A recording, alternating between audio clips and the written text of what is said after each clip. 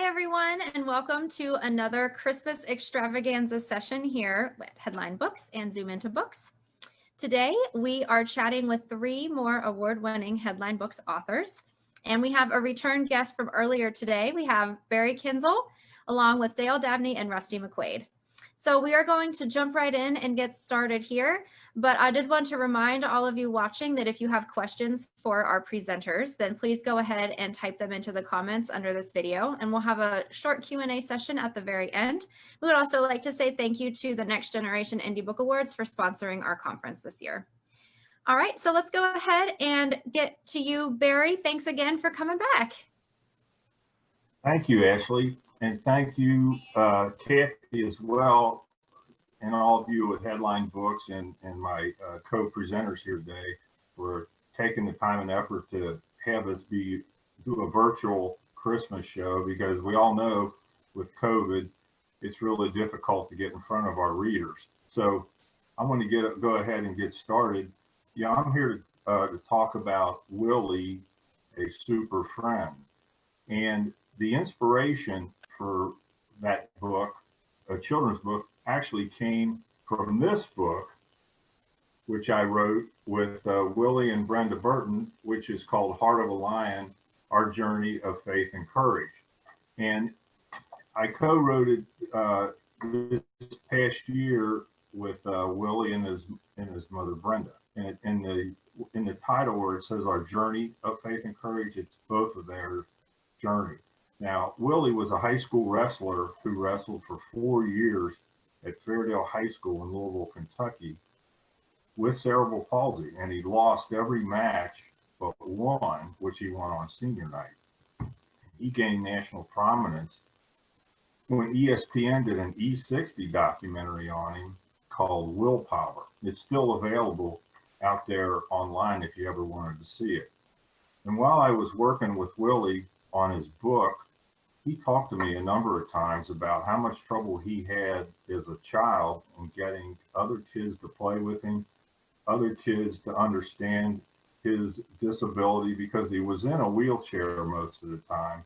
And kids at school didn't understand why he was in a wheelchair, they didn't understand what that was. So it gave me the inspiration to go ahead and write a book about that, because I wanted to do a children's book to show kids what it's like to live with a disability, but also to make them sensitive to other handicapped or disabled children, because those handicapped and disabled children, they're kids too. They want to have fun just like everybody else does.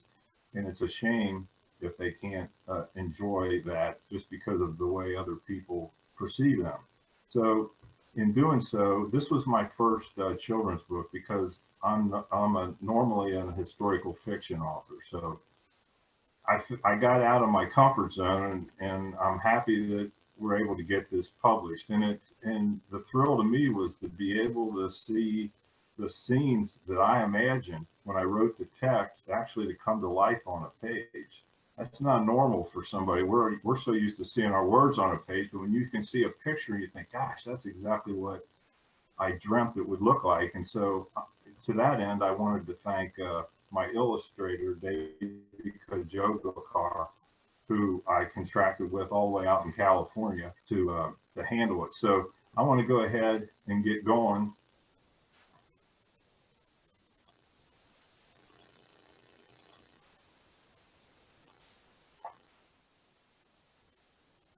So you can see Willie, a super friend.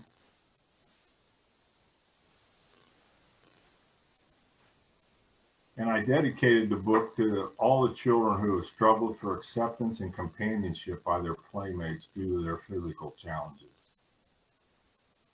Unfortunately, I had a little bit of experience with this because I suffered polio myself. And so I spent a number of the years when I was a child in a wheelchair and on crutches and whatnot. Fortunately, I didn't have as much trouble as Willie did, and I was able to, through surgeries, get rid of my crutches and the wheelchair and all that, and move on.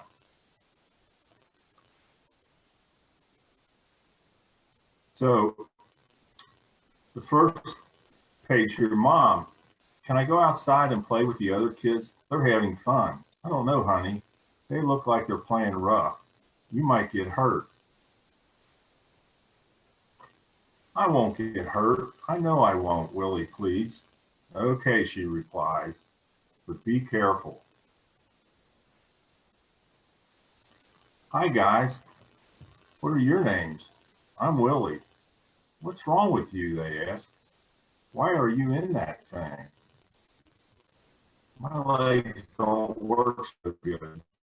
But I can still play with you, Willie replies. You can't play with us, they shout. You'll get hurt. Mom, let me in. What's wrong, Willie? I thought you wanted to play with the kids. I do, Mom, but they won't let me. They say I'll get hurt. They're mean, he cries. Willie, you have to realize you're different from other kids. You were born with cerebral palsy, so you can't run and play like them. They just don't know how to play with you, but you have something they don't. You know how to make friends with everyone. The next morning, when Willie got up, he said, Mom, I've got a great idea. I'll go to the playground and play with Jacob. He's like me in a wheelchair. That sounds like fun. I'll pack some cookies for us to take, she said, nodding. Let's go.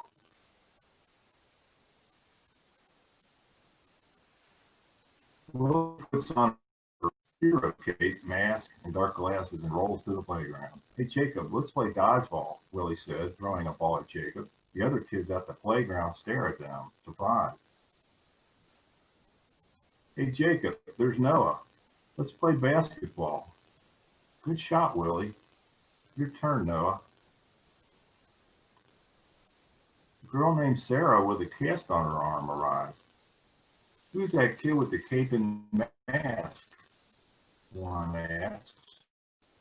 Hey, Jacob. Hey, Noah. Hey, Sarah. I bet you can't catch me, Willie shouts as he darts away in his wheelchair with all of them chasing behind. Willie, you're too fast. We'll never catch you. How's he move that fast? The other kids wonder. Hey, you guys, can we play? The other kids ask. You look like you're having fun. Sure, Willie smiles as he whips off his mask and glasses. As long as everybody gets to play, and you all don't get hurt, he said, laughing. We're sorry we wouldn't let you play with us yesterday, Willie. We were afraid you'd get hurt. We were wrong. We didn't know you have special powers, they said with excitement. They all join in running and playing and having lots of fun together.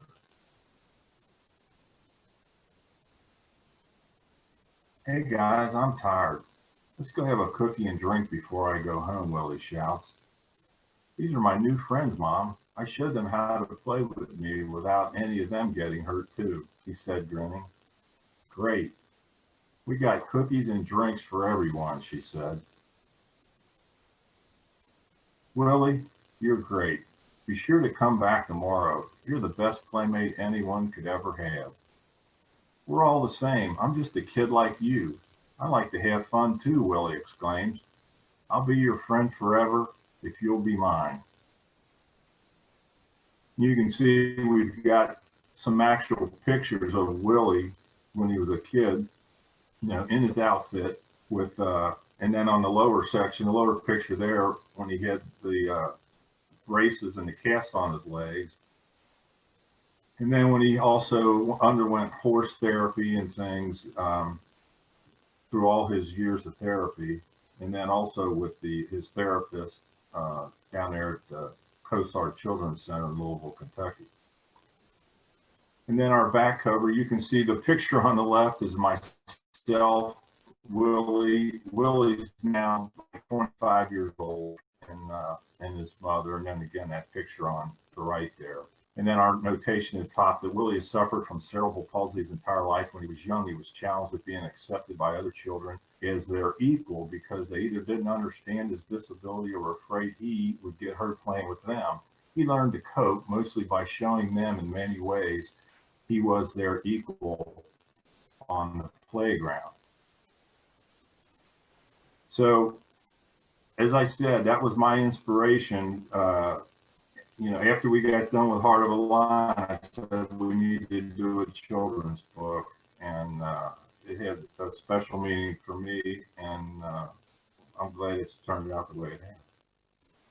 That's excellent. It's such a wonderful story that you were able to tell, and I'm sure that you have touched you will touch a lot of kids' lives with this book once it is released. This book, for everybody listening, is available for pre-order, and there will be a link in the comments section here.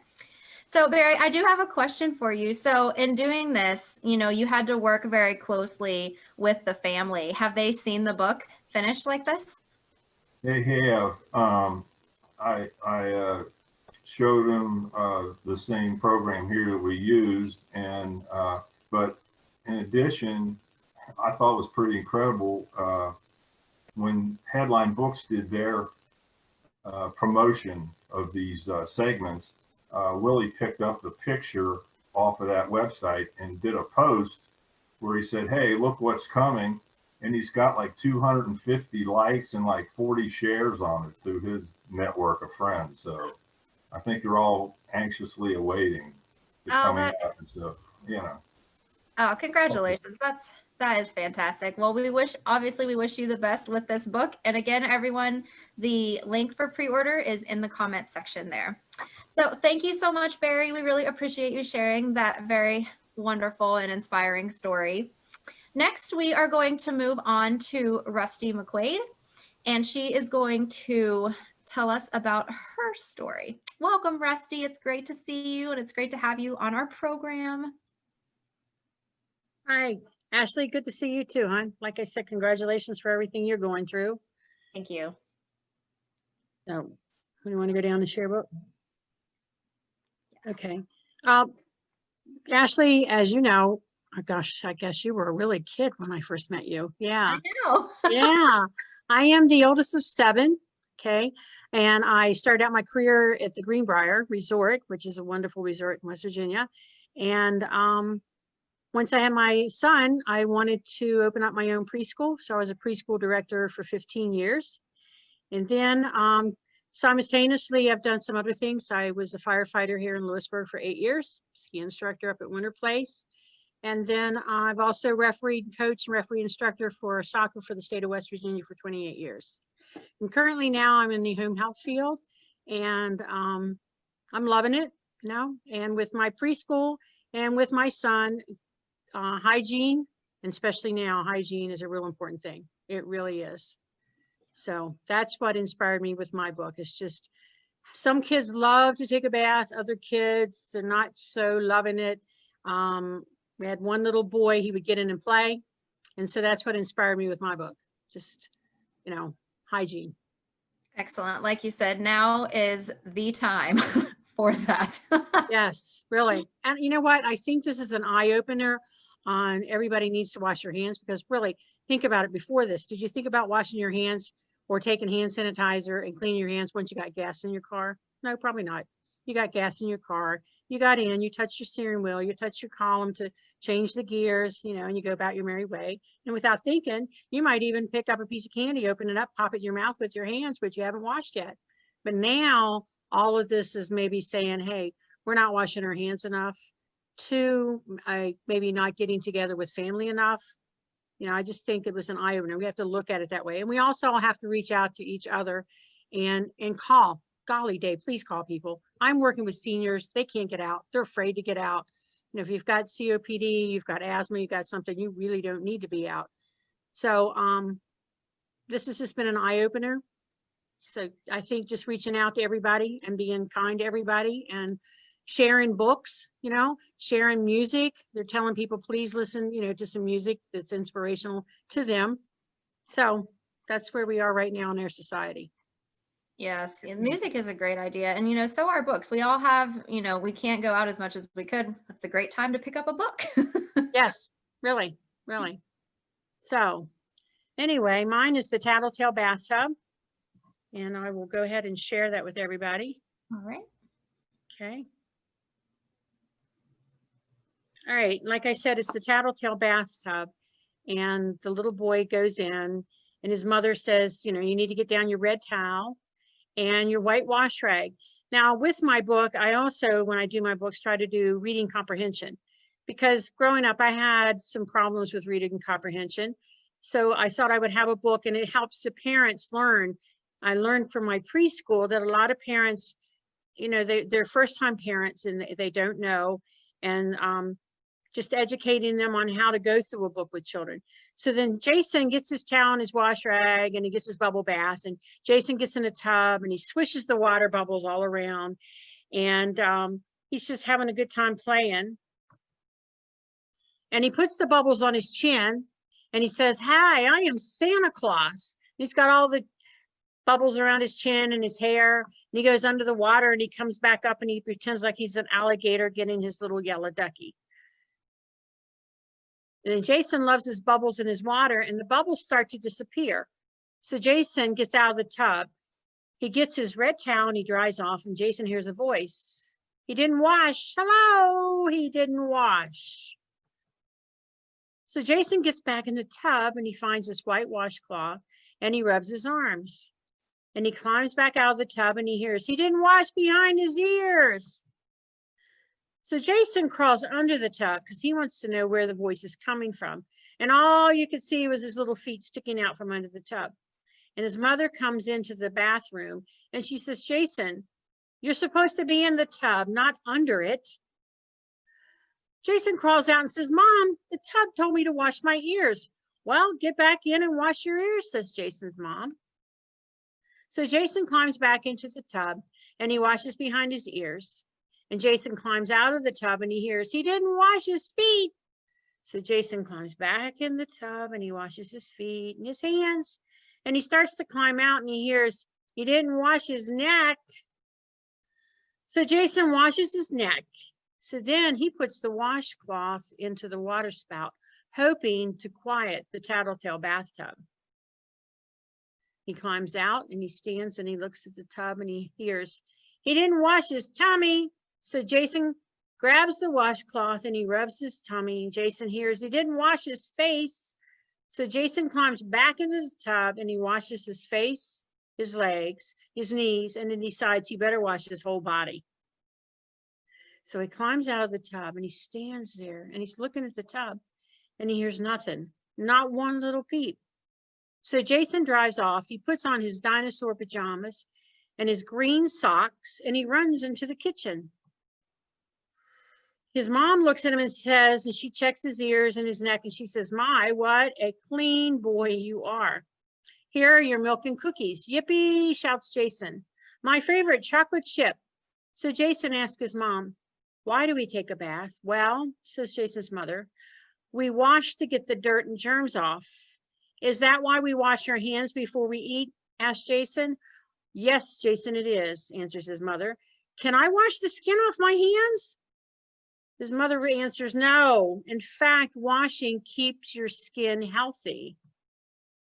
So Jason goes into the bathroom and he sees a dirty ring all around the bathtub. He puts his hands on his hips.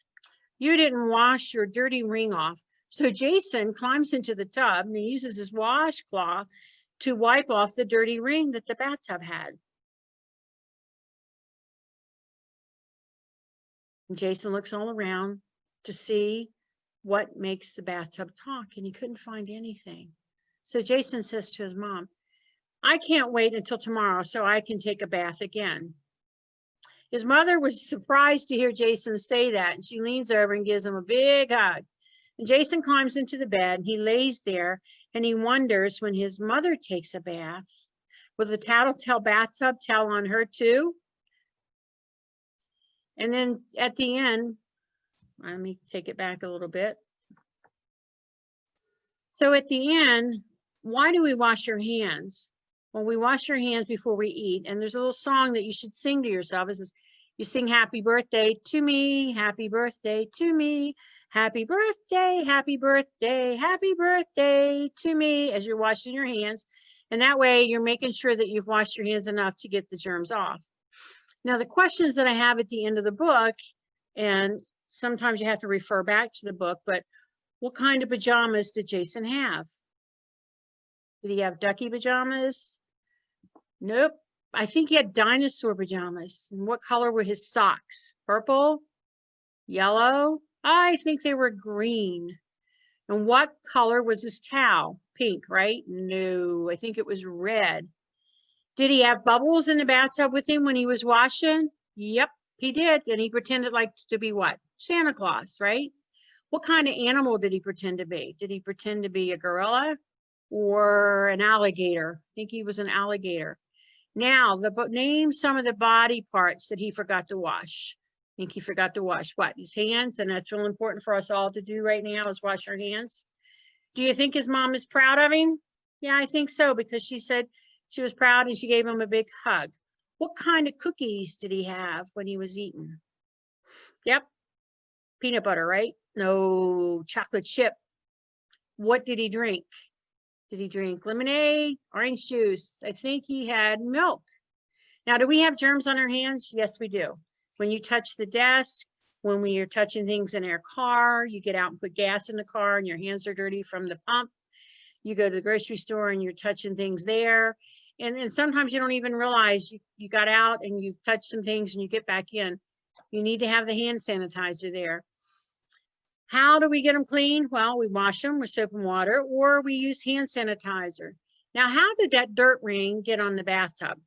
So, you know, it's a bathtub. He doesn't go out and play. So how did the dirt get on the bathtub? That's right. The dirt from Jason made a dirt ring all the way around the bathtub. And there we can see his little feet sticking out because he was under the bathtub trying to figure out what made it talk. And then on the back, we're just talking about, you know, what the bathtub, the message is trying to get across to everybody. And that is wash your hands, take a bath, and make it fun. Your bath doesn't have to be so mundane where you get in, you just wash. You can make it fun, use bubbles. And they've got so many things on the market now with the crayons that you can color on the bathtub, but mostly with the bubbles. And I wanted to thank you all for joining us. And I think that's it.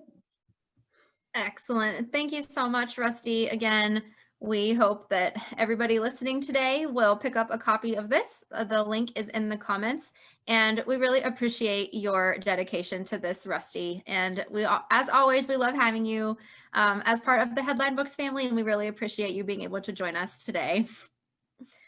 Well, Ashley, thank you very much, guys. All right, next up, we have Dayle Dabney. And I've had the privilege of working with Dayle on her books, and she is a fabulous author and a fabulous teacher and a fabulous everything. So welcome to Zoom Into Books, Dayle. We can't wait to hear about your story. Okay. Well, my name is Dayle Dabney, and my mother put a Y in the middle of my name, Dayle, D-A-Y-L-E, because she wanted, you know, everyone to know that I was a girl, because a lot of times when it's D-A-L-E, it's a boy. But I would like to mention that Ashley is my illustrator, and she may or may not remember, but when she was in 1st or 2nd grade, I remember her coming to school, would tear out the school in West Virginia, and she was making little paper books then. So it was just wonderful that when I had my story ready, she was finished art school. I love telling people this story. It always motivates the children. That's so special. I never even knew that. Yes, you did actually. And I have been teaching forever. I'm now retired, but I taught for 50 years, and it was predominantly 4- and 5-year-olds. I did have my own preschool for about 18 years in Oakland, Maryland. And I just always loved being with young children because I always felt like they had the secret of life. And I played school when I was really young. I have a friend that we grew up together, 2 friends actually in the neighborhood. And we would play school all the time, and they were both wonderful because they always let me be the teacher. So I just had fun doing it. And so the name of the story, well, before I show you the book, in my classroom, whenever I would begin to read a story to the children, I would always put on a hat that went with the story if I happened to have one. And the children loved this. I had about over 50 hats. So for this story, I would pull out this hat and they'd all say, "Oh, it's a fish story." So they would just love this. So I always had fun with these hats. So the name of the book is called Corinne's Spin. And Corinne is a champion swimmer. So, and I always like rhyming words, so I tend to put those in the title. And you'll be able to see what a nice job Ashley did in illustrating this. She brought this little goldfish to life. And the exciting thing was, the day my little granddaughter was born was the day I got the email from Ashley showing me the first picture of Corinne. So I always remember it. So, okay, I will try to bring the book up. I'm having a little eye trouble lately, so I may have to lean in to be able to read this. So That's fine. I apologize for that. That's okay. And this is the title, Corinne's Spin. And one thing Ashley did, which I never suspected, is she had these little turtles appear on a lot of the pages. So I always loved that. And I thought it was really nice that she wound up doing that. Thank you. Okay. Let's get this ready. And there's those cute little turtles. And there was a time when I finished this story, I thought, oh my goodness, it's going to be underwater the whole time. But Ashley made it come alive. It is underwater the whole time. And Dayle, we're not seeing your shared screen. If you'd rather hold the book up to read, that's fine. Oh, okay. You're not seeing it? No. Okay. All right. All right. Well, when you have a book, you dedicate it, and this is dedicated to my 3 daughters, Erin. If you want to hold it to your other side, there's some space over there. I can see it better on that side. There you go. Can you see now? Yes. Okay. And it's dedicated to my 3 daughters because they taught me a lot of lessons throughout life. Corinne could swim from shore to shore, from dawn to dusk, and from season to season. Flowers hugged the warm water of Lavender Lake, and they filled the air with a sweet perfume. You can see how Ashley dressed these fish up for the different seasons of the year. Well, her underwater bulletin board was filled with first place blue ribbons. Corinne won every goldfish race at Lavender Lake, every summer, every fall, every winter, and every spring. She just loved winning these races. Baby fish would come and say, "Corinne, please show us all your pretty Orlando goldfish ribbons again. We want to win some swimming ribbons one day." They couldn't help but stare at her fire engine red lips. Some goldfish actually have red lips. Well, her strength was deep within her magnificent flowing fins. They could swish extra water with each swirling stroke across the small lake from start to finish. Corinne practiced her swimming strokes every day in the middle of the shimmering water near the no fishing sign. And there were other signs around the lake amid the purple flowers. There were families having picnics every day around the circle of purple flowers, and they were enjoying lavender sugar cookies for dessert. There's that big sign. Well, Corinne was always a first place winner. even if the little boats were passing amid the waves that were rolling by. Corinne could swim around and under the boats and still be the fastest swimmer. She felt like a true champion until the day of the terrible accident. Corinne was practicing her swimming strokes in the middle of Lavender Lake when she got caught on something sharp and curvy. One of her special flowing fins was trapped by a large treble fishing hook. Treble means 3, so this fishing hook had 3 parts to it. 3 hooks in one. Someone was fishing from one of the boats. Fishing was not allowed, so Corinne forgot to be careful. She expected everyone to follow the no fishing signs. Well, she pulled and tugged to get free, but her striped flowing fin was trapped by that shiny metal fishing hook.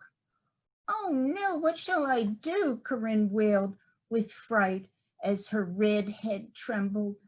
She jerked so hard and so many times to get free, she tore off the bottom half of her right flowing fin. It floated away like a toy sailboat as a small wave rippled by. Corinne was finally free, but with only half a flowing fin. "Oh no, what happened? I lost one of my strong swimming fins," sobbed Corinne. Corinne cried and cried. Not only was her fin ripped, her heart was broken. Her dreams were shattered. When Corinne tried to swim, she could only glide around in large circles. The half fin could not keep up with the other strong fin, so around and around she would circle. Will I ever swim from edge to edge of Lavender Lake again? Corinne was afraid of the answer to that question. Well, her friends tried to comfort Corinne. Her friend Bluebell felt sorry for Corinne. She cried out loud whenever she tried to talk to Corinne. "Oh, Corinne, why did this happen to you of all the swimming fish? You're the champion," bellowed Bluebell. Bluebell could only see what Corinne had lost. There's those 2 little turtles again. Her friend Flame was so mad about the 3-way fish hook that his scales would bristle and shiver.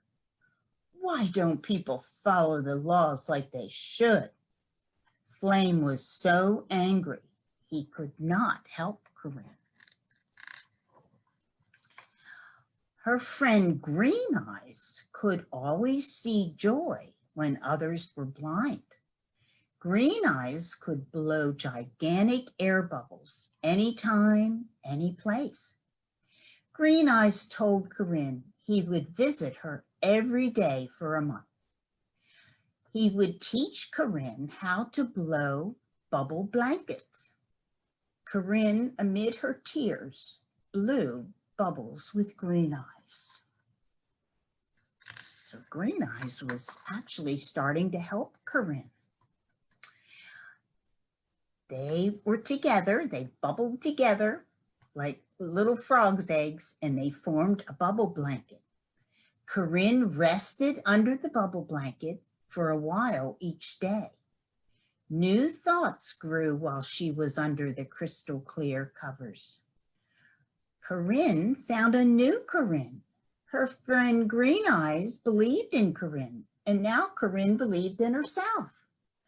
Corinne chose a new path.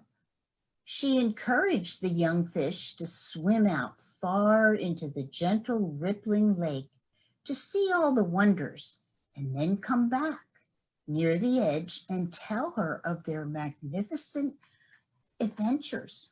Corinne imagined she was swimming along with them through the warm ripples. all the young fish gathered around Corinne to learn the secrets of swimming far and fast. They practiced every day to get ready for the goldfish races at Lavender Lake. Please, Coach Corinne, teach us all that you know, they pleaded, and so she did. Ready, swimmers? Swish, swish, right, left, swish, swish, faster, faster, swish, swish. She's trying something new. Well, Corinne loved to listen and coach the young fish before and after a day of strong swimming. She wrote about their adventures as if they were her own. The young fish loved to visit her waterproof library and read her stories, especially Water Secrets, Franny's First Win, and Champions Forever. Corinne was so busy coaching and writing that she had no reason to cry about her missing fin anymore. Corinne was ready to watch others swim the races at Lavender Lake. Every summer, every fall, every winter, every spring. So Corinne was free, F-R-E-E, free to be her new self from fin to fin. And that's the story called Corinne's Fin. At the end of the book, I have a little recipe for Lavender Lake cookies. They're very good if you would like to try them. And I also have a picture of a goldfish and names all the fins for the parts of the goldfish, the anatomy of a goldfish. And these are those two little turtles waving goodbye. I hope you enjoyed the story, and there's a write-up on the back about me teaching and about Ashley illustrating. Thank you. That's Corinne's Fin. Thank you so much, Dayle. That was great. It's so great to see these books again. It's been a while. Yes. You made them come alive. Oh, thank you. We have to start with a good story, so it's definitely a team effort. So I have a question for all the panelists. 2020 has certainly been an interesting year. We've had some ups and downs, and we would like to focus on the positives. So I'd love to hear something from each of you, something positive that has come from the pandemic. And Dayle, since you are on here and unmuted, we'll go ahead and start with you. So anything positive that's happened this year as a result of the pandemic, go for it. Well, I have always loved to go to the woods, and I usually get there a couple times during the week. And that's been one thing that people have really started walking outside. It's amazing when certain doors close, others are going to open. And I think for some people, they found a new path. So as a country, I think that's what we're going to be doing for the next 6 months for sure. Excellent. Rusty, what about you? Like Dayle was saying, I think, our country is going to be coming together more because especially families are having to be together more, and they're going out into the woods. I know in the county that I do home health in, they have skiing, they have kayaking, they have hiking, and they're busy, but you're able to keep 6 feet apart. And bike sales. I went to find a bike for my granddaughter in July, and I couldn't find a bike anywhere. Everybody's buying bikes, and teaching their kids how to ride bikes. That's a great thing. They're buying hiking shoes. My son can't find hiking shoes right now for his kids because everybody's going out hiking. So that's a positive. We're all getting outside more, and that's really a positive with that. We're learning how to keep our hands clean, Yes. Really. Very much so. Yeah. Well, yes, that is also fantastic. Barry, what about you? Something positive from the pandemic that you would like to share? I do, but before I answer, I want to show Dayle that I had her book.